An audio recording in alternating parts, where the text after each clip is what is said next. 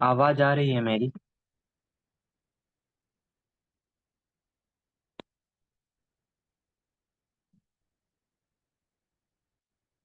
Okay. As you know कि कल मैंने आपको बोला था कि हम विज्ञान भैरव तंत्र के कुछ मैं चूज किया हूँ, ऐसे 5 मेडिटेशन टेक्निक्स हैं जो श्वास के मतलब ऊपर हैं, जो सबसे अलग ही प्रकार के ध्यान हैं। इस पर मैं बात करूंगा। तो शायद हमें शुरू कर देना चाहिए, या लोग तो नहीं आएंगे शायद मेरे हिसाब से।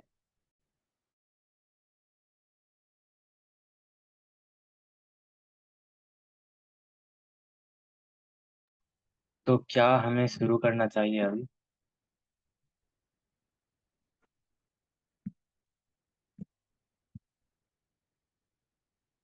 हाँ, वैसे भी थोड़ा लेट हो चुका है और हम 10:30 के बीच तक ही करेंगे, 11 बजे तक नहीं जाएंगे हम। ओके। तो ऐसे 5 ऐसे ध्यान योग हैं जिसको मैं सिलेक्ट किया हूँ।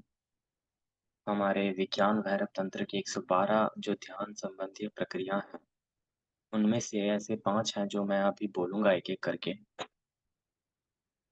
पहला आता है स्पर्श में समाहित होना।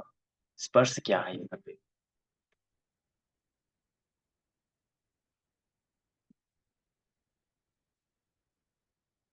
नोटिफिकेशन म्यूट कर देता हूँ।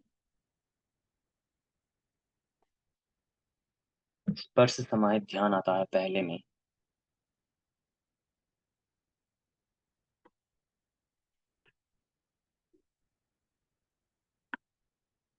ये मैं मतलब ये 60-70 के आसपास होगा ये मेडिटेशन टेक्निक। मतलब जब आप इस किताब को पढ़ोगे ना, तो उसमें आपको 60-70 नंबर पर मिलेगा। स्पर्श समाहित ध्यान यानी कि जो साधक होता है वो स्पर्श में पूरी तरह से डूब जाता है। जब हम मतलब किसी मतलब अपने प्रियजन को स्पर्श करते हैं, पूर्ण रूप से समाहित हो जाते हैं उसमें। मान लीजिए अपने हाथों से हमने हमने किसी को टच किया, तो उसमें एक क्षणिक सुख सुख से परे जाकर एक गहरी आत्मिकता बोलते हैं, इसको एकात्मकता भी बोलते हैं, और एक गहरे आनंद का अनुभव होता है। इसी को ही मतलब स्पर्श समाहित ध्यान योग कहा जाता है। हर एक चीज में मतलब यहाँ पर शिव जी ने ध्यान को जोड़ दिया है। चाहे वो स्पर्श हो, भक्ति हो, या फिर मतलब कुछ भी क्यों ना हो, हर एक चीज में मतलब ध्यान की प्रक्रिया जुड़ी हुई है। ये तो पहला था जो स्पर्श समाहित है। सेकंड में आता है मन से परे परे भारहीनता का अनुभव। मतलब जो हम वेटलेसनेस मतलब फील करते हैं ना इस ध्यान में, मतलब साधक अपने शरीर को भूमि पर आराम से लेटा देता है। मतलब भारहीन जो होता है, मतलब हल्का, बहुत ही हल्का। मतलब एक चटाई है, उसको अगर आप मतलब अ, नीचे रख दोगे, और उसमें पूरा का पूरा मतलब जैसे योग निद्रा में होता है, उसी तरह यहाँ पर एक साधक अपने आप पूरा लेट जाता है भूमि में, और अपने अपना जो वजन होता है उसको खाली कर देता है। जब हम अपने शरीर को भारीहीन महसूस करते हैं और मन के विचारों को छोड़ देते हैं, तो हमें गहरी शांति में डूब जाते हैं।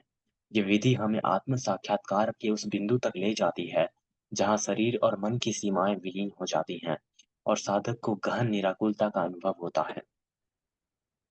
मतलब हमारा शरीर हमारा जो शरीर होता है ये मतलब मतलब भूमि से जुड़ा हुआ होता है ना।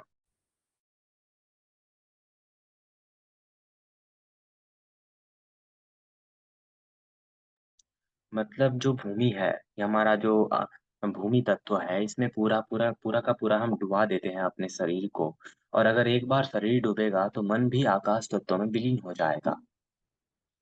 और जब आकाश तत्व मतलब खालीपन में जब विलीन होगा ना, तो यह यहीं से मतलब मन से परे जो भारीहीनता का अनुभव होता है, इसमें एक व्यक्ति वॉइड में प्रवेश कर जाता है। एक और इंटरेस्टिंग मतलब बहुत ही, मैंने जब पढ़ा इसको, एक और इंटरेस्टिंग पार्ट है इसमें, तीसरे नंबर पर आता है 5 रंगों वाले चक्रों की कल्पना करना। यहाँ पर 5 रंग क्या हैं? इस ध्यान में साधक को मयूर के पंखों में मौजूद 5 रंगीन चक्रों की कल्पना करनी होती है, और उन्हें अपने 5 इंद्रियों का प्रतीक मानते हुए असीमित आकाश में विलीन करना होता है। मयूर के पंख में मौजूद रंग हमारे इंद्रियों के अनुभव का प्रतीक होते हैं। जब हम उन रंगों के असीम आकाश में विलीन कर देते हैं, तो हमें तो हमें सभी इंद्रियों से परे एकता और शून्यता का गहरा अनुभव होता है।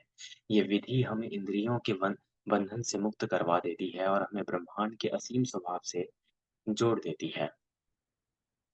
अगर आपने मतलब पीकॉक जो होता है, मयूर होता है, उसको अगर आपने देखा होगा तो उसमें 5 रंग होते हैं। मैं वो कलर्स दे देता हूँ।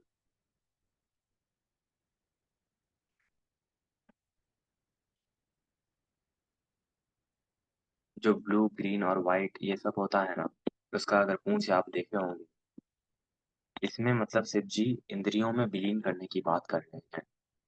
कल्पना मतलब इमेजिनेशन से मतलब मेडिटेशन में प्रवेश करना। इसके बाद आता है चौथे नंबर पर जीवित अस्तित्व की स्थिति में बैठना मतलब एक लिविंग बीइंग मतलब अगर sitting as a living being. इस ध्यान में साधक को केवल अपने नितंबो मतलब अपने आप से बैठना होता है और शरीर को पूरी तरह से केंद्रित और स्थिर होने देना होता है। इस स्थिति में बैठने से शरीर में अचानक स्थिरता और संतुलन का अनुभव होता है, बैलेंस हो जाता है, जिसमें साधक अपने अस्तित्व से गहरे जुड़ाव का अनुभव करता है। इस ध्यान में शरीर को संतुलित और स्थिर स्थिति में रखना आत्मा को स्थिरता का अनुभव करता है। मतलब बस अपने आप को अवेयर करना होता है इसमें। मतलब ये समझना होता है कि हम बस एक लिविंग बीइंग हैं, एक जीवित अस्तित्व है और कुछ नहीं है इसके अलावा। ना तो हम मन हैं, बस अपने शरीर का बोध करना है इसमें कि मैं एक मतलब एक बायोलॉजिकल बॉडी हूँ। ना तो मैं सोच सकता हूँ और ना ही मैं कोई प्रतिक्रिया या रिएक्शन दिखा सकता हूँ। इसी को ही मतलब एक जीवित ध्यान कहते हैं या इसे sitting as a living being कहते हैं। इसके बाद आता है 5वें नंबर पर आंतरिक आनंद पर ध्यान मतलब मेडिटेटिंग ऑन इनर जॉय। इस साधना में साधक को किसी पुराने मित्र से मिलकर जो आनंद मिलता है, उसका अवलोकन करना होता है। इस आनंद में पूरी तरह से डूब जाना चाहिए और इसे अपनी चेतना में गहरे स्तर तक जाकर आत्मसत्ता करना चाहिए।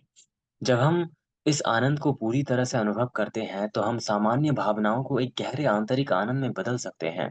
मतलब अगर आप नोटिस किए होंगे कि मान लीजिए आप 5 या 10 साल से एक ऐसे दोस्त से मतलब दोस्ती बनाए रखे हो जो मतलब 5 साल से आपसे अलग हो गया है और अचानक आप उससे मिलते हो एक दिन, उससे बातें करते हो, आपको मतलब परमानंद का अनुभूति होता है कि मुझे सब कुछ मिल गया मतलब एक अलग ही प्रकार का सुकून मिलता है ना, इसी को ही आंतरिक आनंद पर ध्यान कहते हैं इसको।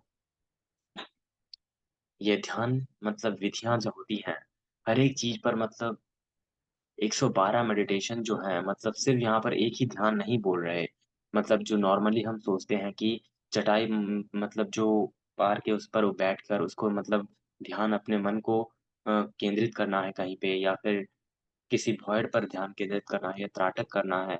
लेकिन इन रियलिटी शिव जी जो बोल रहे हैं, उसमें हर एक चीज़, हर एक जीवित और निर्जीव चीज़ को मतलब ये जोड़ दिए हैं उसके साथ, चाहे वो कुछ ही क्यों ना हो।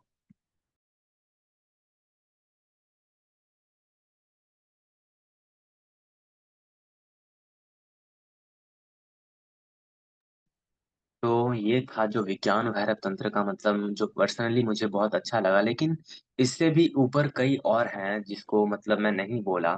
कुछ सिलेक्टिव्स भी हैं, मैं अगर आप कहो तो मैं बोलूँ उसको।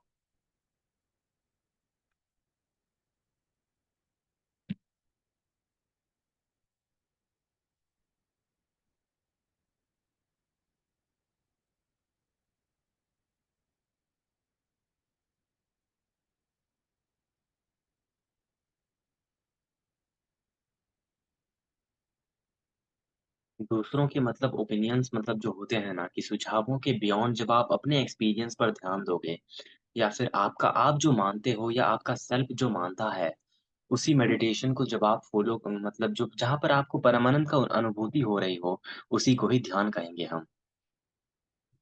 परम आनंद मतलब आपने सुना होगा ना परमात्मा और परमानंद मतलब 2 एक ही चीज़ है। जब परमानंद का एहसास होता है, तब आप परमात्मा का अनुभव ही कर रहे होते हो। चाहे आप वर्षों पुराने मित्र से मिलकर मतलब आनंदित हो गए हो, परमानंद में डूब गए हो, तो आप उस वक़्त खुद परमात्मा बन गए होते हो और इसको हमें परमानेंट लाना होता है।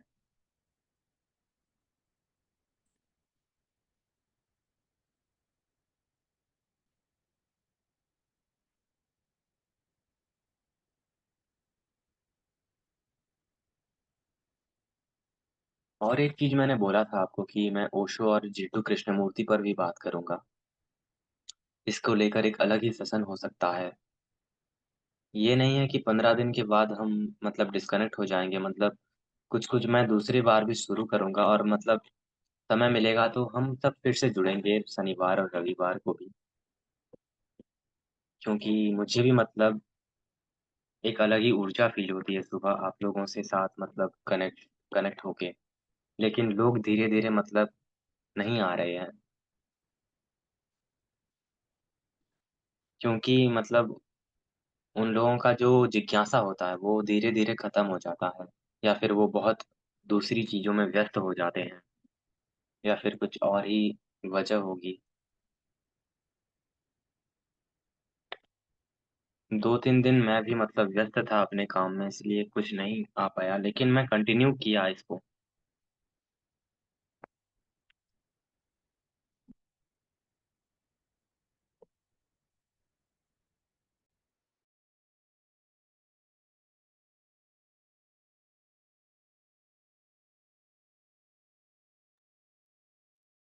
जो नलेश हो आप, शिवम, ये सब मतलब कंटिन्यू मतलब किए हो इस चीज़ को, लेकिन लोग मतलब छोड़ देते हैं इसको। तो मैं क्या बोल रहा था, विज्ञान भैरव तंत्र के कुछ और भी मैं शेयर करूँगा आपको। शून्यता में लीन होना ये भी एक है विज्ञान भैरव तंत्र में। किसी गहरी शून्यता में, चाहे वो किस कमरे की खाली जगह हो या आकाश की विशालता हो, उस शून्य का पूरी तरह से अनुभव करना या अपने आप अपने मन को उस खालीपन में पूरी तरह से विलीन कर देना भी उस शून्य का हिस्सा होता है। शून्यता का अनुभव करने से हम अपने अहंकार से मुक्त होकर अस्तित्व की सच्ची वास्तविकता से भी बियॉन्ड जा सकते हैं। यह गहन ध्यान विधि हमें अनुभव में ला जाती है क्योंकि सब कुछ मूलतः शून्य हो जाता है। कहने का मतलब है कि अस्तित्व से भी परे या फिर मैनिफेस्टेशन, बिल्कुल, मैं इसको भी मिस कर दिया हूँ। नहीं, मैनिफेस्टेशन बहुत ज़रूरी है, क्योंकि ये जीवन पर मतलब लॉ ऑफ अट्रैक्शन के महासिद्धांत पर आधारित है। मैं भी मानता हूँ और मुझे ये चीज़ पहले ही शेयर कर देनी चाहिए थी जब 30 लोग आ रहे थे, क्योंकि मैं शायद नहीं किया मैं ये मेरे से गलती हो गई क्योंकि मेरे जो एक्सपीरियंसेस हैं मैनिफेस्टेशन को लेकर जो होता है ना, मैंने क्या किया था ये भी मैं बोलने वाला था, लेकिन इसको एक अलग ही सेशन में हम डिस्कस करेंगे इस बात पर जो मेरे मेरे जीवन में जो असल में घटित हुआ था मैनिफेस्टेशन का।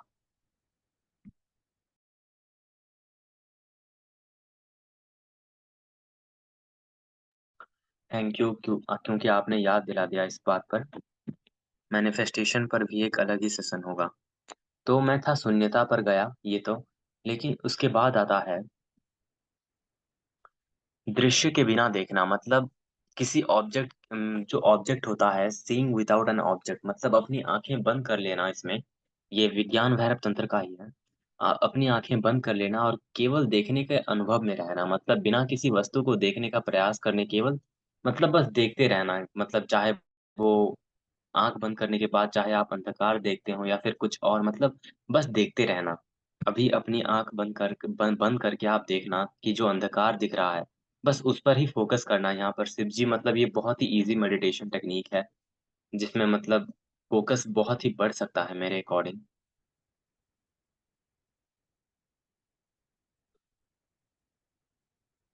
और ज़्यादातर मेडिटेशन में मतलब इमेजिनेशन पर भी जोर दिया गया है, जैसे कि चेतना की लौ का अनुभव, मतलब becoming the flame of the awareness, मतलब स्वयं को एक जलती हुई लौ के रूप में देखना, मतलब इमेजिन करना कि मैं एक फ्लेम हूँ।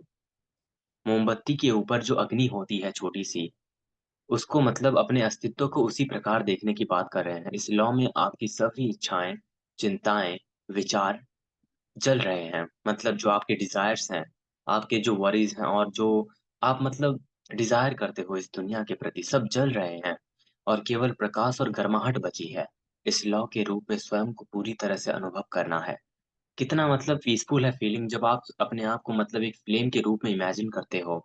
आप अभी भी कर सकते हो इमेजिन अपने आप को एक फ्लेम के रूप में, जो मोमबत्ती के ऊपर जो छोटी-सी अग्नि जल रही होती है या दीपक की जो अग्नि होती है, उसको अपने आप से इमेजिन करना कि मैं तो इच्छाओं, विचार, घमंड, अग्नि, ईगो, ये जो जो कुछ भी है ना, इसकी जलती हुई एक लौ हूँ।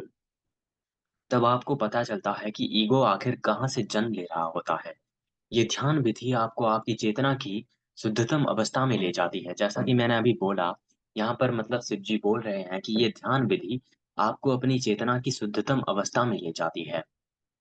मतलब जब आप अपने एंगर, ग्रिड या फिर जो कुछ भी डिज़ायर्स होते हैं, इस पर अगर आप मतलब ध्यान दोगे, अपने आप को एक लौ समझोगे, एक अग्नि समझोगे जो जल रही है, हर एक चीज़ को मतलब पाने के लिए या चाहने के लिए, तब आपको पता चलता है कि शुद्धतम अवस्था आखिर कहाँ मौजूद होती है। ये अभ्यास हमें अपनी सच्ची प्रकृति के अनुभव तक पहुँचने में मदद करती है। इतना इमेजिनेशन का मेडिटेशन भी मतलब एक बहुत ही सुकूनदायक होता है। और एक और है यहाँ पे चौथे नंबर पे स्वयं को ब्रह्मांड के रूप में देखना। यानी कि अपने oneself को एक कॉस्मोस मतलब इस कॉस्मोस के साथ मतलब जुड़ा जुड़े हुए देखना। अपनी आँखें बंद करना होता है इसमें। स्वयं को पूरे ब्रह्मांड के रूप में देखना इसमें और अपने आप को सितारों, ग्रहों और सभी आकाश गंगाओं का हिस्सा समझना होता है। इस अनुभव में गहराई से डूब जाएँ और महसूस करें कि आप सीमाओं से मुक्त और असीम ब्रह्मांड हैं। ये विधि अहंकार को विलीन करने मतलब जब एक व्यक्ति का सोचना यूनिवर्स के लेवल तक पहुँचता है मतलब जो व्यक्ति मतलब घमंडी होते हैं या फिर दुनिया को अच्छे से नहीं समझते ना, वो लोग मतलब सीमित होते हैं क्योंकि वो कभी ऊपर देखते ही नहीं। जब आप मतलब जब आपकी नज़र इस ऊपर मतलब अनंत आकाश की ओर जाएगी, यूनिवर्स के उस काले चादर को देखोगे जब आप, तो आपका घमंड ही चूर्ण हो जाएगा। मतलब मैं कहूँगा कि जब यूनिवर्स को आप समझोगे, उस काले चादर को देखोगे, उस ग मतलब उस अनंत अंधकार को में आप मतलब समझोगे ना, तो तब आप पाओगे कि ये ईगो कितनी छोटी चीज़ होती है। मतलब इसको दूर करना ही नहीं है आपको, मतलब अपने आप ही दूर हो जाएगा।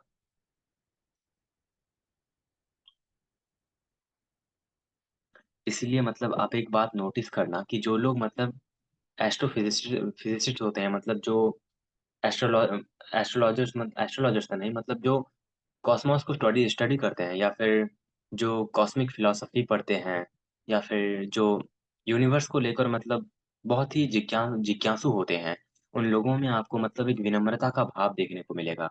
मतलब वो लोग अच्छे से बात करेंगे, अपने इन उनमें ज़रा-सा भी ईगो आपको देखने को नहीं मिलेगा क्योंकि वो जानते हैं कि उनका ईगो इस यूनिवर्स के सामने कितना छोटा है।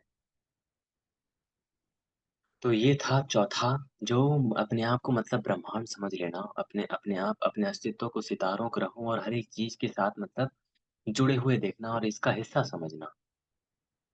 अब आता है समय का अनुभव छोड़ना मतलब लेटिंग गो ऑफ द टाइम। मतलब एक स्थिति में बैठ जाएँ और अपने मन को किसी भी समय की धारणा से मुक्त कर दें। जैसे कि अतीत, वर्तमान और भविष्य की जो धारणाएँ होती हैं, उनको हमें छोड़ना होता है और केवल उसी क्षण में जहाँ कोई समय नहीं होता है। इस समयहीनता की मतलब आप खुद इमेजिन करो ज़रा-सा, जो लोग भी मतलब अभी आप हो यहाँ पे, इमेजिन करो कि समयहीनता मतलब इस शब्द से आप क्या इमेजिन करते हो? समयहीनता या फिर समय का हीन हो जाना। जब अतीत, वर्तमान और भविष्य आप एक पल के लिए मान लीजिए, पूरा का पूरा स्वीकार कर लीजिए कि आपके माता-पिता, आपके भाई-बंधु या फिर जो कुछ भी आपके अपने हैं या फिर आपका जो काम है उसको ज़रा एक मतलब कुछ मिनटों के लिए ही सही आप उसको मिटा दीजिए। मतलब कोई नहीं है मेरे पास, ना कोई कमरा है, मैं बस अस्तित्व के साथ यहाँ यहाँ पर बैठा हुआ हूँ। तब आपको समयहीनता की स्थिति का अनुभव होगा जो अतीत, वर्तमान और भविष्य पूरी तरह से मिट जाएगा जिसको हम इटर्नल नाउ बोलते हैं या फिर शाश्वत वर्तमान। मतलब आप सबको मैं रिकमेंड करूँगा इस विज्ञान भैरव तंत्र को पूरी तरह से समझना।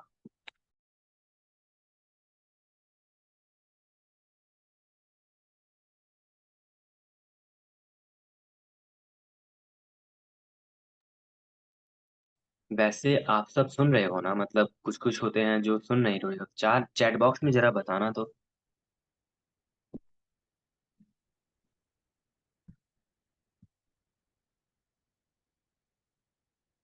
बस 2 ही लोग। ओके। वैसे आपको मतलब ध्यान के बारे में आज कुछ नया जानने को मिला या नहीं? क्योंकि आज मैंने ये स्टडी किया था, बहुत अच्छा लगा ये।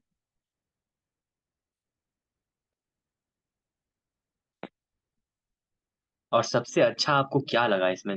मतलब जितना भी मैंने अभी बोला ना, आपको इसमें से कौन-सा अच्छा लगा? मतलब जो 8 मतलब 10 बोले मैंने, स्पर्श स्पर्श पहले तो स्पर्श का बोला, उसके बाद मन में भारीहीनता का बोला, उसके बाद जो 5 रंग होते हैं मयूर के, उसके बाद जीवित अस्तित्व मतलब लिविंग बीइंग का बोला, उसके बाद इनर जॉय यानी कि जब हम मित्र से मिलते हैं, उसके बाद शून्यता, उसके बाद दृश्य के बिना देखना, मतलब अपने आँख बंद करने के बाद जो दिखता है अंधकार उसको देखना, उसके बाद चेतना की जो लौ होती है अपने आप को एक फ्लेम समझना, उसके बाद कॉस्मोस अपने आप को पूरा का पूरा ब्रह्मांड समझना और उसके बाद समय को छोड़ देना। हाँ, कॉस्मॉस मेडिटेशन मुझे भी पसंद है ये क्योंकि ईगो को मिटाने का यही सबसे अच्छा उपाय होता है।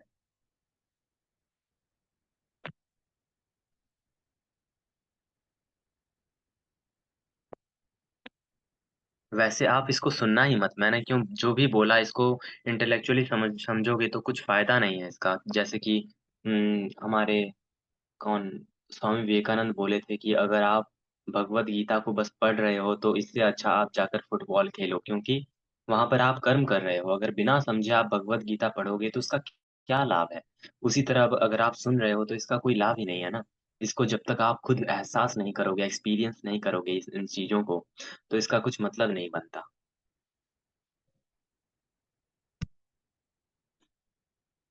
क्योंकि फुटबॉल खेलते वक़्त आप एक कर्म कर रहे हो और बिना मतलब के भगवत गीता पढ़ना मतलब समय ही व्यर्थ हो रहा है इसमें, आपको कुछ सीखने सीखने को नहीं मिल रहा ना। अगर समझ रहे हो तो पढ़ सकते हो, ऐसा नहीं।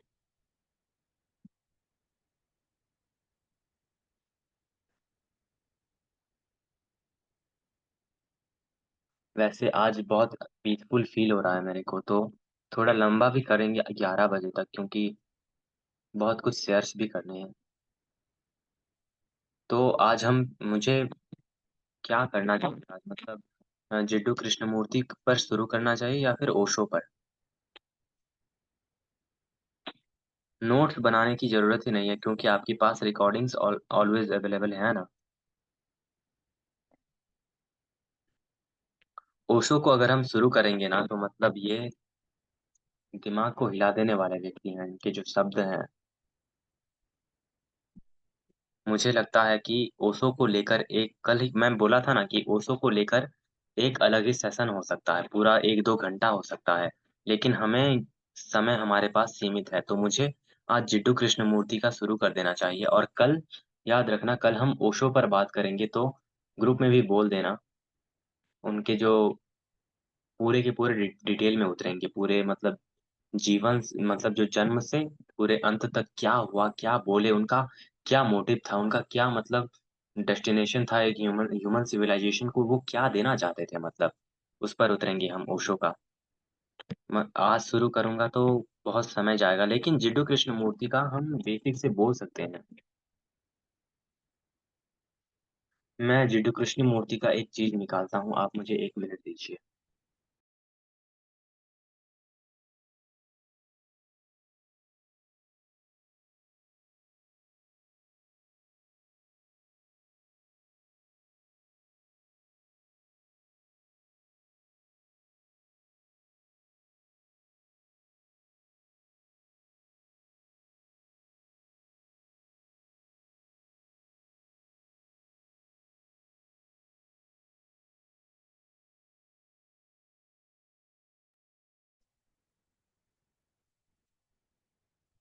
कश्मीरी सैफिज़्म। हाँ, उसमें मैं भी पढ़ा था जो अद्वैतवाद की धारणा और शून्यतावाद का मतलब आता है। तो यहाँ पर मैं जिड्डू कृष्णमूर्ति को मतलब बेसिक से शुरू करना चाहूँ।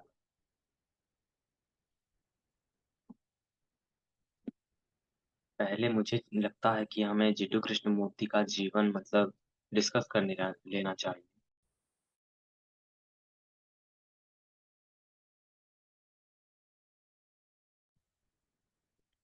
तो जिड्डू कृष्णमूर्ति कौन थे? कहाँ जन्म लिए थे? उनके बारे में हम उतना नहीं जानते। इसीलिए थोड़ा परिचय भी उनके विषय में थोड़ा ज़रूरी है। तो यहाँ पर मैं निकाला हूँ उनका एक किताब पीडीएफ।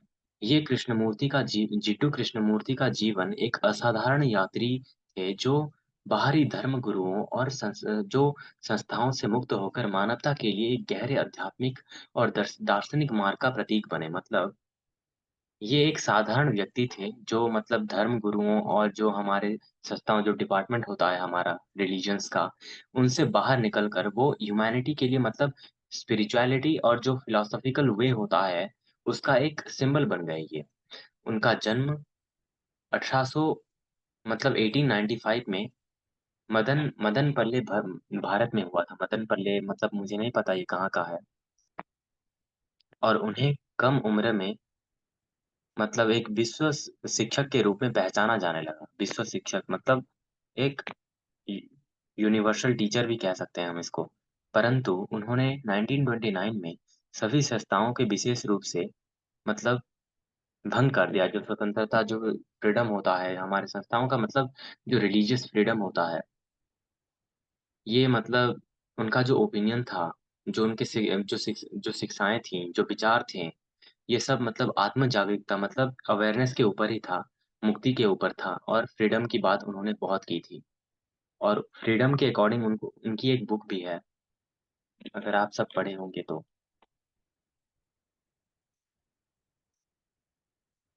तो पहला पॉइंट आता है वो जीवन की वास्तविकता का मतलब क्या समझते थे? कृष्णमूर्ति हमें अपने जीवन की वास्तविकता का निरीक्षण करने को कहते थे। वे हमें ये सिखाते थे कि बाहरी दुनिया के प्रति ज्ञान और मान्यताएं से परे अपनी वास्तविकता को खुद समझने का प्रयास करना। ये समझ महत्वपूर्ण है क्योंकि हम अपने विचारों और अनुभव पर आधारित नहीं जीते। मतलब जैसा कि मैंने बोला था कि ये बोल रहे हैं कि जो हम जीवन जी रहे हैं ना मतलब दूसरों के मान्यताओं पर जी रहे हैं, दूसरों के विचारों के अनुकूल जी रहे हैं और दूसरों के अकॉर्डिंग जी रहे हैं। मतलब हम जीवन अपने लिए नहीं जी रहे और दूसरों के लिए ही जी रहे हैं। यही जीवन की हमारी असल वास्तविकता है क्योंकि जब आप सोसाइटी को ऑब्जर्व करोगे, अपने फैमिली मेंबर्स को ऑब्जर्व करोगे या फिर अपने कैरेक्टर के जो कैरेक्टर है और बिहेवियर है उस पर ऑब्जर्व करोगे ना, तो पाओगे कि कहीं न कहीं हम बस दूसरों के लिए ही जी रहे होते हैं। जैसे यदि हम अपने गुस्से, ईर्ष्या और दुःख को समझ सकें और उसे बिना किसी निर्णय के देख सकें, तो हमें उसमें गहरी समझ मिलती है। वे कहते हैं कि हमारा मन की स्थिति को देखना, उसका परिवर्तन शुरुआत मतलब जब हम अपने माइंड को पहले ऑब्ज़र्व करते हैं, ये पहले पॉइंट में उतरते हैं कि डायरेक्ट अपने माइंड को ऑब्ज़र्व करो। कुछ मत करो, बस अपने माइंड को ऑब्ज़र्व करने का मतलब बनता है कि तुम्हारा माइंड क्या सोच रहा है? क्या मतलब आप बिहेव कर रहे हो? आपका चाल-चलन कैसा है? आप क्या खा-पी रहे हो?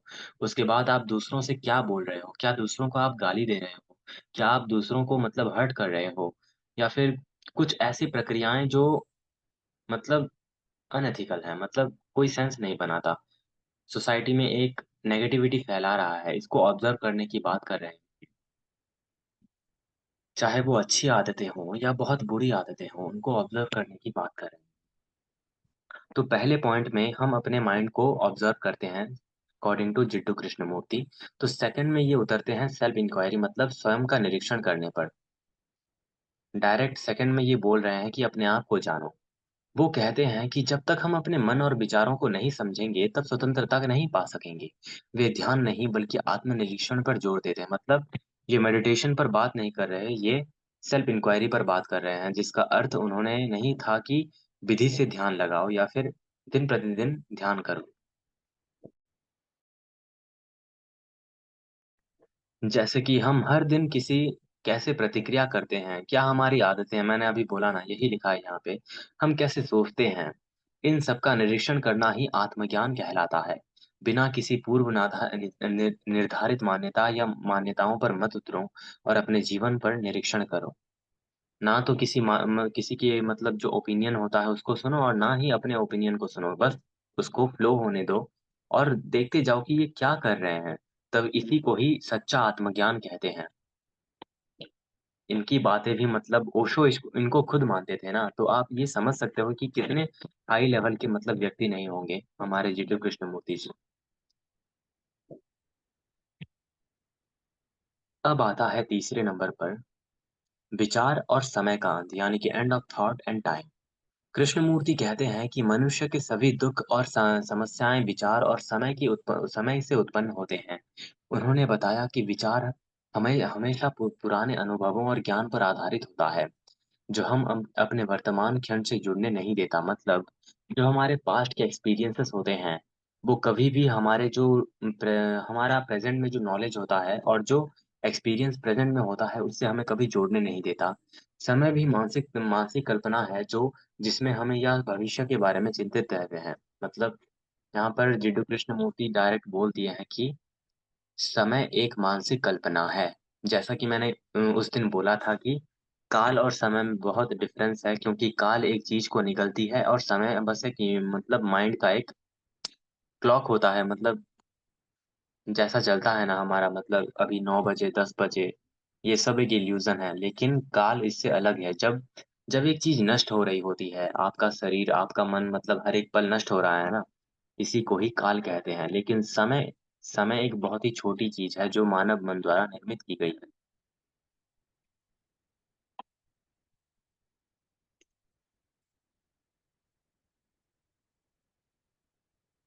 ओके, तो अब आता है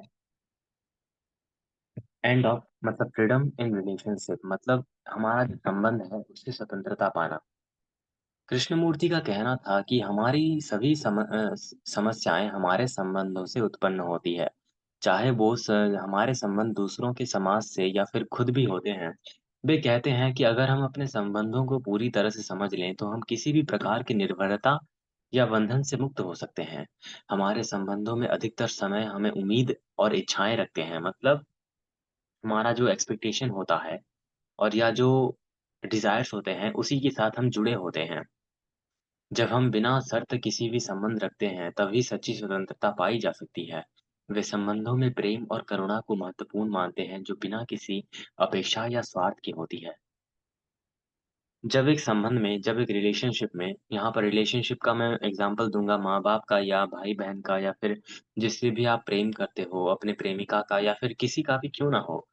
अगर वहाँ पर मतलब डिज़ायर्स जन्म लेते हैं, या फिर मेरे माता-पिता मुझे ये देंगे, इनके साथ मुझे ये एक्सपेक्टेशंस हैं, या फिर मेरा भाई मेरे को ये देगा, या मेरी बहन मेरे को ये देगी, या फिर कुछ भी एक्सपेक्टेशन क्यों ना हो, अगर इसमें डिज़ायर्स या फिर एक्सपेक्टेशन, अपेक्षा जन्म लेती है, तो वो एक बंधन है। लेकिन उसमें प्रेम, करुणा और दया जैसी चीज़ है, तो वो प्रेम है, कोई बंधन नहीं। इसीलिए कुछ लोग पूछते हैं कि मैं तो संन्यास लेने लेना चाहता हूँ, लेकिन मैं तो बंधा हुआ हूँ। बंधा हुआ हूँ, आप क्यों बोल रहे हो? अगर आप किसी से प्रेम करते हो, तो आप कैसे बंध सकते हो? क्योंकि रियल लव जो होता है, जो अनकंडीशनल लव होता है ना, वो किसी से बाँध कर नहीं रखती, वो तो आज़ादी देती है। प्रेम आज़ादी देती है, और जो हमारी इच्छाएँ और जो एक्सपेक्टेशन होती है, वो सब हमें बस बाँधती जाती है एक-एक करके।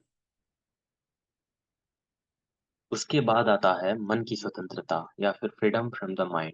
कृष्णमूर्ति का अंतिम और सबसे महत्वपूर्ण संदेश था मन से स्वतंत्रता। वे कहते हैं कि मन एक सुंदर यंत्र है, लेकिन जब यह हम पर हावी हो जाती है, तब ये समस्या होती है। मन का स्वभाव विश्लेषण करना, तुलना करना और विभाजन पैदा करना होता है। वे हमें सिखाते हैं कि हम मन को बिना किसी प्रयास के देख पाते हैं, तो हम उससे परे जा सकते हैं। जब कोई विचार मन में आता है, तो उसे बिना किसी निर्णय या निष्कर्ष से देखें। जैसे आप किसी नदी को बहते हुए देखते हैं, वैसे ही अपने विचारों को देखें। धीरे-धीरे आपको आप अपने विचारों से अलग होने का अनुभव होता है। मतलब ये यहाँ पर कोई हाई मेडिटेशन नहीं करना होता है, ना ही जो ऑब्जर्वेशन होता है ना, इसमें आपको ना तो कोई किसी प्रकार का मेडिटेशन करना होता है, कहीं बैठना होता है, या फिर कोई मंत्र का जाप, कुछ भी करना ही नहीं होता। बस निरीक्षण। जैसे एक नदी को बहते हुए देखना हो गया, या सितारों को देखना हो गया, या फिर कुछ भी, मतलब जो आनंद पहुँचाता है, या फिर बस देखते रहना ही, मतलब या फिर आप अपने आस-पास के लोगों को देख सकते हो। जैसे कि मैं आम तौर पर क्लास में बैठा होता हूँ ना, तो दूसरों के मतलब चाल-चलन, स्वभाव, उनके बात करने के तरीकों को ऑब्ज़र्व करता हूँ। ये भी एक मेडिटेशन का पार्ट ही है ना। सभी सुन रहे हैं ना?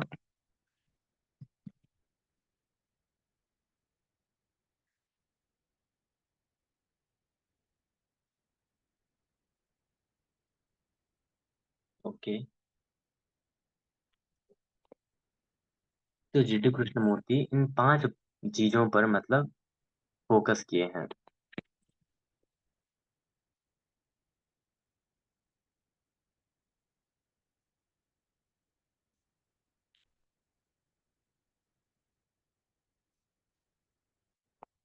कल जब हम ओशो पर बात करेंगे तो ये बहुत लंबा जाएगा और ये मतलब ओशो के और कुछ महत्वपूर्ण मतलब हाँ, जीडी कृष्णमूर्ति के और भी कुछ हैं, मैं आपको शेयर करूँगा, अगर आप मुझे 1 मिनट दो।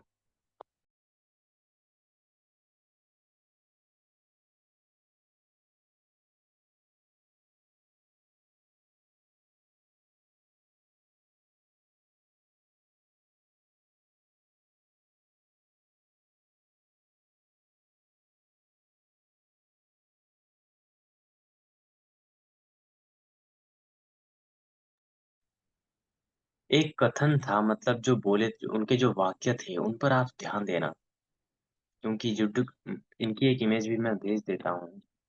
कुछ लोग मतलब पूछ रहे थे कि ये कौन है? मैंने कभी इनका नाम भी नहीं सुना।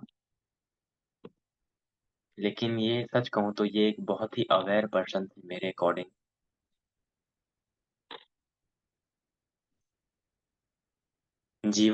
जीना है तो इनकी तरह ही जीना, क्योंकि ये ना तो किसी को मतलब क्रिटिसाइज़ करते थे और ना ही मतलब जो पाखंडता है ना, उस पर तो हम बात करेंगे ही, क्योंकि अगर आध्यात्मिक लोग पाखंडता पर ध्यान नहीं देंगे तो कौन देगा?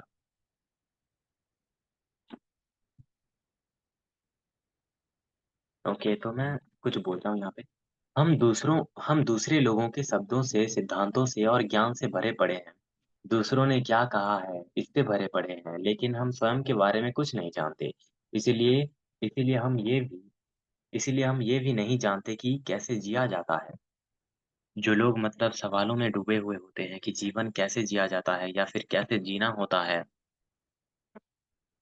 यहाँ पर बहुत अच्छे तरीके से मतलब ये बोल रहे हैं कि हम दूसरे लोगों के शब्दों से, सिद्धांतों से मतलब जो प्रिंसिपल्स होते हैं, नॉलेज से मतलब ज्ञान से, दूसरों का क्या कहना है, इन मतलब एक लाइब्रेरी हमने मतलब भर दी है अपने।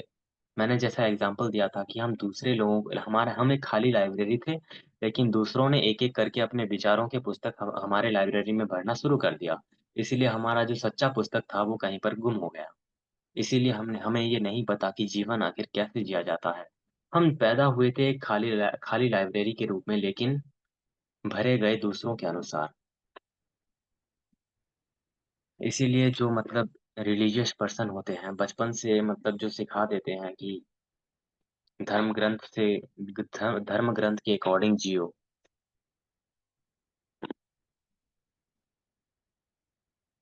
एक और बात यहाँ पर जीतू कृष्णमूर्ति गुरु के ऊपर बोल रहे हैं। गुरु मतलब जो लोग कहते हैं कि गुरु की तरह गुरु नहीं मिलते आजकल, या फिर मुझे अध्यात्म में मतलब आगे बढ़ने के लिए एक गुरु की आवश्यकता है।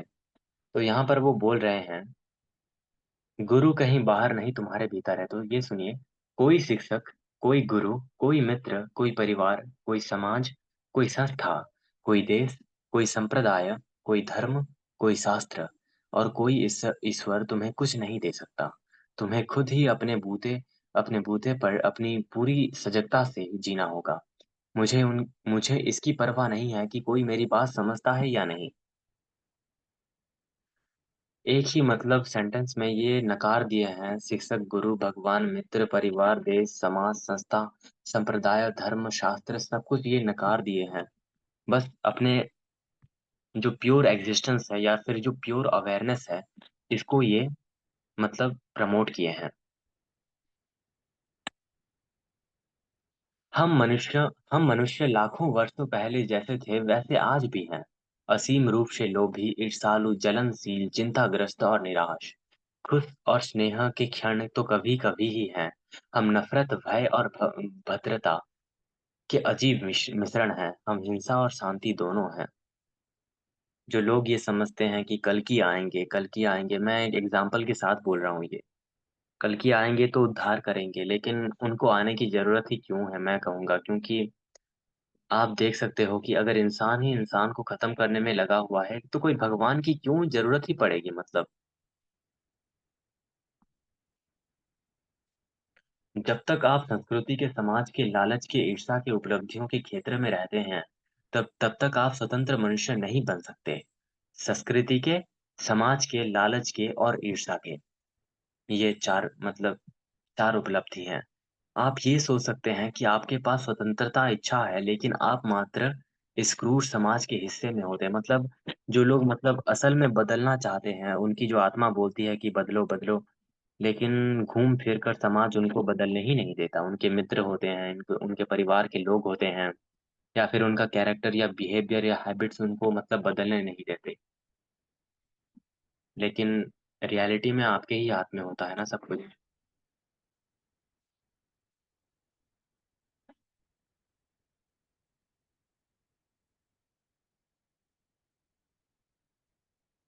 यहाँ पर एक और सवाल है कि क्या आप जानते हैं कि ये आनंद क्या है? ये आनंद है सहज हँसना, हर चीज़ में या कुछ ना होने में भी आनंद लेना, जीने के आनंद को महसूस करना, मुस्कुराना, बिना किसी प्रकार के भय के किसी आँखों में आँखें डालकर देखना, इसी को ही मतलब आनंद कहा जाता है। जहाँ पर भय मिट जाता है या फिर कोई भी विकार भावनाएँ नहीं मौजूद होती, उसी को ही आनंद कहा जाता है। एक-एक करके मैं यहाँ पर कुछ सवाल हैं कि उनका मतलब गॉड को लेकर इनका क्या मतलब दृष्टिकोण था? उसके बाद समाज को लेकर, हर एक चीज़ को लेकर इनका क्या दृष्टिकोण था, इस पर भी हम मैं एक-एक करके अभी बोलूँगा। आप मुझे 1 मिनट दीजिए।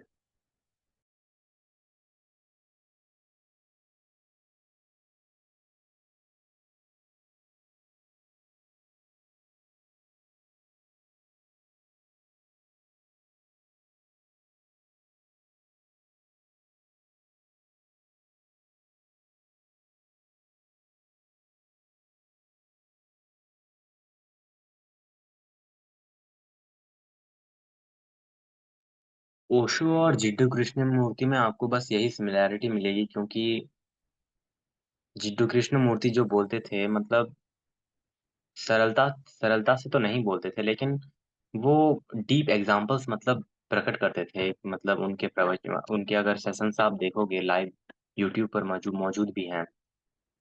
यहाँ पर वो एक्जिस्टेंस ऑफ गॉड को भी मतलब एक अलग ही समझते थे, उनका जो दृष्टिकोण था। यहाँ पर वो पहले लाइन में बोले हैं कि कृष्णमूर्ति का कहना था कि ईश्वर को समझने के लिए हमें पहले ये देखना होगा कि हमारे मन में ईश्वर का विचार कहाँ से आता है। मतलब जो थॉट होता है कि गॉड कहाँ से आता है, मतलब गॉड कौन है, या फिर जो भी विचार आता है कि भगवान मौजूद है या नहीं, या फिर मौजूद होगा, मतलब कुछ भी थॉट आता है ना, वो कहाँ से आता है, ये पहला था। उन्होंने कहा कि अधिकतर लोग ईश्वर में विश्वास इसलिए रखते हैं क्योंकि वे असुरक्षित हैं, डरे हुए हैं और जीवन के अर्थ को जानने की इच्छा रखते हैं।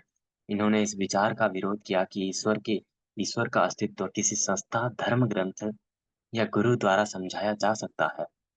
मतलब वो विरोध करते हैं क्योंकि कोई संस्था जो रिलीजियस डिपार्टमेंट है, या फिर जो रिलीजियस बुक है, या फिर जो रिलीजियस लीडर्स होते हैं, ये लोग मतलब गॉड को डिफाइन नहीं कर सकते।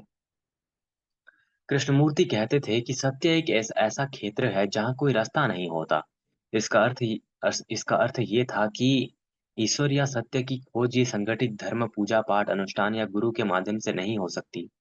मतलब पूजा पाठ करना या अनुष्ठान करना, हाँ, इससे आप पीस पा सकते हो, लेकिन गॉड का डेफिनेशन इससे कुछ अलग ही होता है। ये जो पूजा-पाठ है इसको वो नकार नहीं रहे, लेकिन ये चीज़ आपको एक पीस दे सकती है, लेकिन कुछ और नहीं दे सकती। इससे केवल गहन, जैसा इन्होंने अभी बोल दिया, इससे केवल गहन आत्म जागरूकता और जीवन की सच्चाई को स्वयं समझने के लिए जाना जा सकता है। उनका मानना था कि ईश्वर की खोज का रास्ता केवल तब तक खुल सकता है जब व्यक्ति पूरी तरह से फ्रीडम मतलब स्वतंत्र होकर किसी भी मान्यता, विचार और भय से मुक्त होकर सच्चाई पाती है। मतलब जो हमारी मान्यताएँ होती हैं, जो सदियों पुरानी मान्यताएँ हम मानते आए हैं, या फिर जो विचार है हमारे अंदर मौजूद है, इसको जब एक व्यक्ति मिटा देता है तो कुछ अलग ही आप फ़ील करते हो। उन्होंने कहा कि अगर आप सच में ईश्वर को जानना चाहते हो, तो आपको अपने मन को शांत और विचारों से खाली और स्वच्छ बनाना होगा। जब आपका मन किसी भी पूर्व निर्धारित विचार, विश्वास और भय से मुक्त हो जाएगा ना, तब आप उस शाश्वत सच्चाई का अनुभव कर सकते हो, जिसे हम ईश्वर कहते हैं। इसीलिए कृष्ण मूर्ति के अनुसार ईश्वर का अस्तित्व कोई बाहरी चीज नहीं है, जैसे कि मंदिर, चर्च, धार्मिक पाठ या कुछ भी क्यों ना हो। वो केवल तब महसूस किया जा सकता है जब हम अपने भीतर की गहराई, शांति और मौन की स्थिति में प्रवेश करते हैं।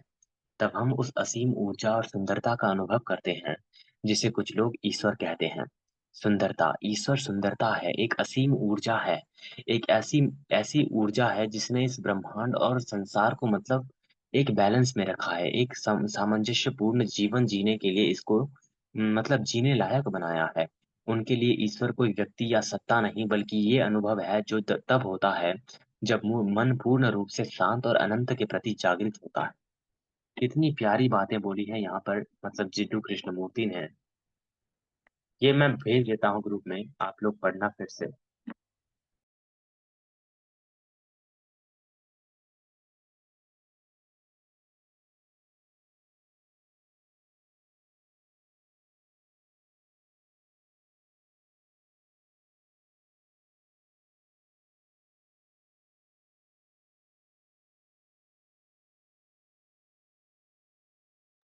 वैसे आप लोग सुन रहे हो ना?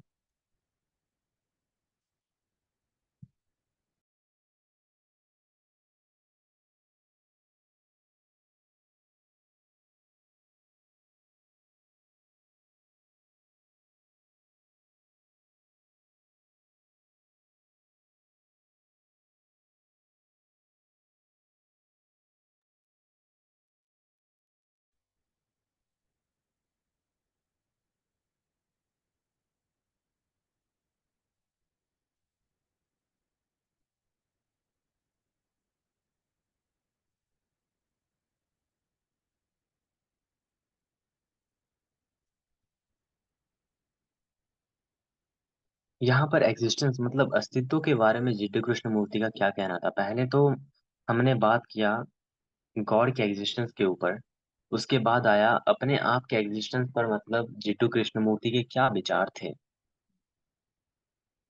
उन्होंने अस्तित्व के जो प्रश्न है मतलब उनका भी मतलब एक अलग ही रूप में मतलब वर्णन किया है।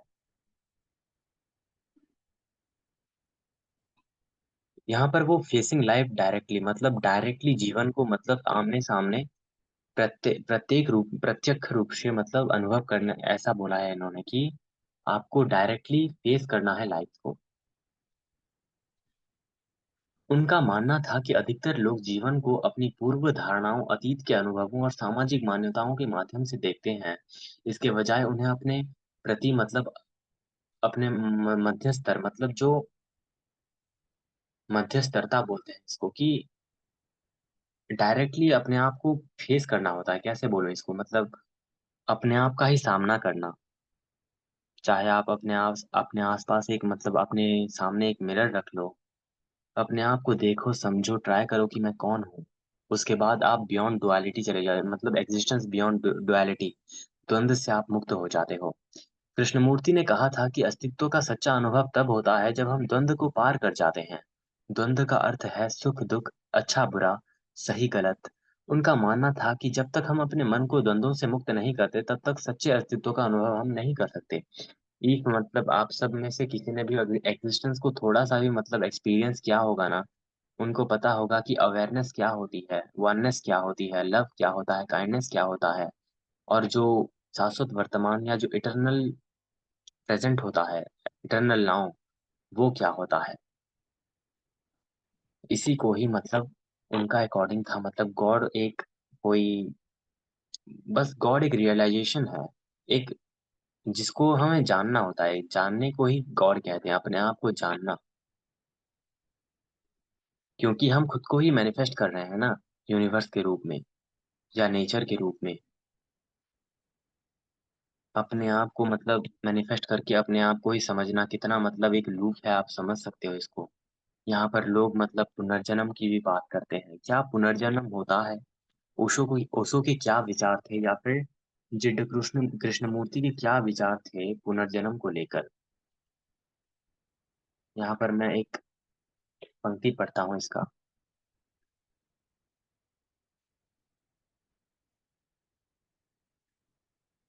मतलब यहाँ पर लिखा है कि जीडू कृष्णमूर्ति जन्म के बारे में दृष्टिकोण मतलब परंपरागत धारणाएं और धार्मिक विचारों से काफी अलग और गहरा था। उन्होंने जन्म को सिर्फ शारीरिक प्रक्रिया के रूप में देखने के बजाय इसे जीवन और चेतना के एक व्यापक संदर्भ में समझाया। उनका दृष्टिकोण जन्म के साथ जुड़े मानसिक, सामाजिक और आध्यात्मिक पहलुओं पर शामिल करना था। मतलब शारीरिक जन्म और मनोवैज्ञानिक जन्म मतलब एक फिजिकल और साइकोलॉजिकल बर्थ कहते कह सकते हैं हम इसको। कृष्णमूर्ति के अनुसार शारीरिक जन्म एक प्राकृतिक प्रक्रिया है जिसमें एक नया जीवन दुनिया में आता है। ये जीवन की शुरुआत है जिसमें शरीर और मस्तिष्क का विकास होता है। लेकिन मनोवैज्ञानिक जन्म क्या होता है? शारीरिक जन्म के साथ-साथ कृष्णमूर्ति ने मनोवैज्ञानिक जन्म की अवधारणा पर जोर दिया। ये वो प्रक्रिया होती है जिसमें समाज, विचार और शिक्षा के माध्यम से हमारे मन, धारणाओं और मान्यताओं का विचार पैदा होता है। ये मनोवैज्ञानिक जन्म अक्सर हमारे अस्तित्व को सीमित कर देता है और हमें सच्चे आत्मज्ञान से दूर कर देता है। उसके बाद होता है अहंकार का जन्म। उसके बाद होता है मतलब जो अहंकार का जन्म होता है ना, जो अहम का भाव होता है, जैसे-जैसे हम बड़े होते हैं, हम अपने नाम, परिवार, समाज और अन्य पहचान के साथ खुद को जोड़ देते हैं और अपने आप को मतलब दूसरों से अलग मानने लगते हैं। हमारी पहचान सीमित कर दी जाती है।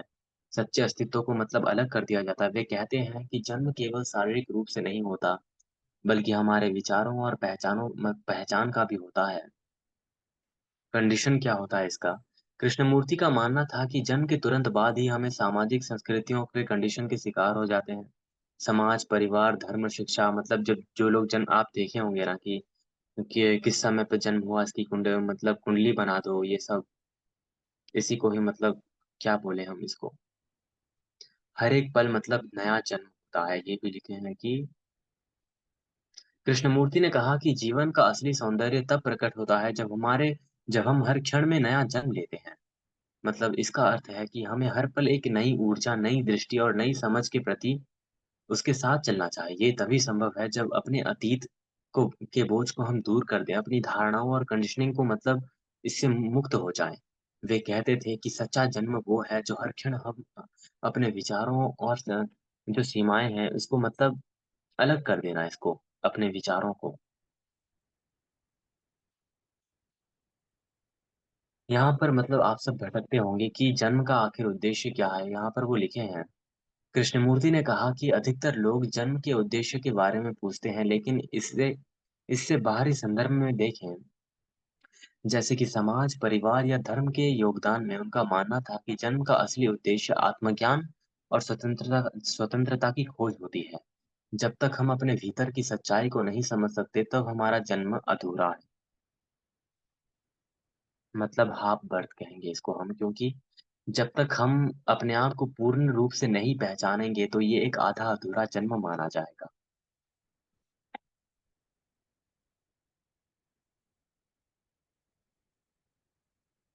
तो बस मैं जिड्डू कृष्णमूर्ति पर ज़्यादा नहीं बोलूँगा। कल हम पूरा मतलब 9 बजे से ट्राई करूँगा कल 9 बजे से करने का और 9 बजे से हम मतलब ओशो के जो मतलब थे ना, जो थॉट्स या फिर जो बुक्स हैं, उनका जो मतलब पर्पज़ क्या था मतलब उनका मतलब क्या देना चाहते थे वो समाज को। पूरे के पूरे जन्म से उनके अंत तक हम मतलब एक्सप्लोर करेंगे। मुझे भी और जानना है उनके बारे में। तो आप सब सुन रहे हो ना मतलब मैं अभी जो जितना बोला?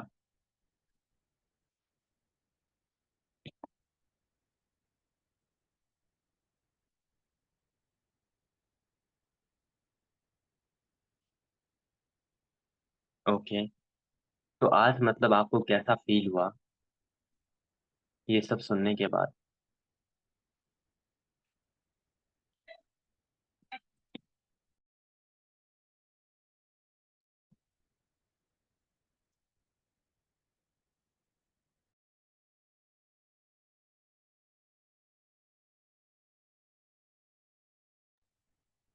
पीस मतलब गॉड का ही एक मतलब जब पीस फ़ील होता है, जो अंदर से फ़ील होता है ना, वही मतलब गॉड का एक एक्सपीरियंस होता है।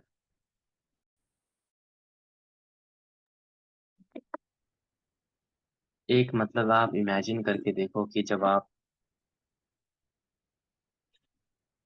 मतलब बूढ़े हो जाओगे, 60-70 एज हो जाएगी आपको।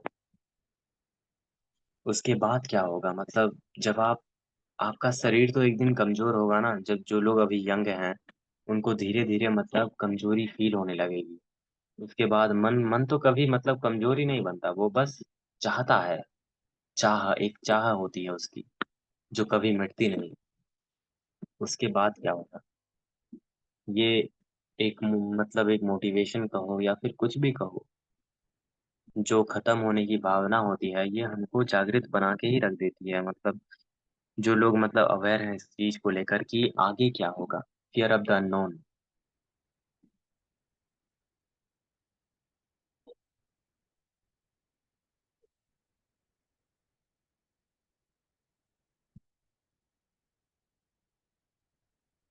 जीटू कृष्णमूर्ति को मतलब जितने भी हम सुने ना उतना कम ही है, क्योंकि एक अद्भुत व्यक्ति थे वो। मन तो सिर्फ शरीर के साथ ही मरेगा। कल मैं फ्री हूँ, तो कल बहुत मतलब कहीं कुछ काम नहीं है मुझे। तो सुबह मतलब जो जो बोले थे नलेश या सब आलोक जी, कल सुबह मतलब 11-12 जितने बजे भी मैं जुड़ सकता हूँ आपके साथ, आप लोगों के साथ। या फिर मनीष जी यहाँ पे नहीं है शायद। ओके।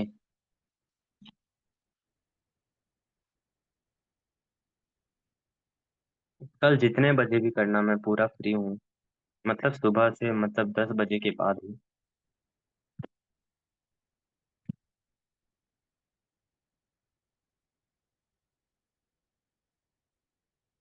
ओके, तो मैं कल हम 11 बजे तक करेंगे ओशो का। और आज मैं मतलब थोड़ा टायर्ड हो गया हूँ, तो यहाँ पर मैं एंड करना चाहूँगा सेशन को।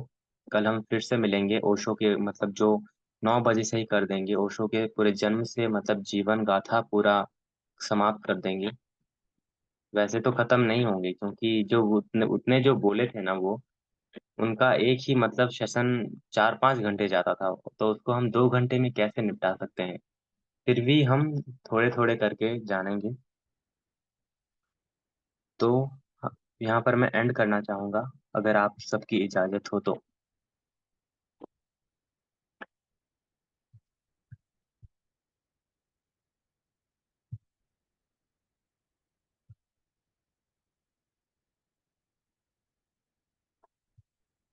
चैट बॉक्स में जरा बताना।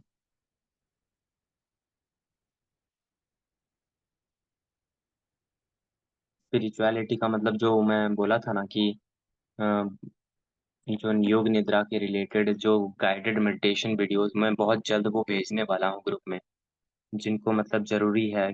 योग निद्रा किसी को पसंद है या किसी को श्वास पर ध्यान केंद्रित करना पसंद होता है, बहुत जल्द मैं भेजने वाला हूँ 2-3 दिन के बाद। ओके, तो शुभ रात्रि सभी को। कल हम फिर से मिलेंगे ओशो के प्रवचनों के साथ, उनके जीवन गाथा के साथ। तो गुड नाइट एवरीवन, और शुभ रात्रि। मैं रिकॉर्डिंग बंद कर देता हूँ।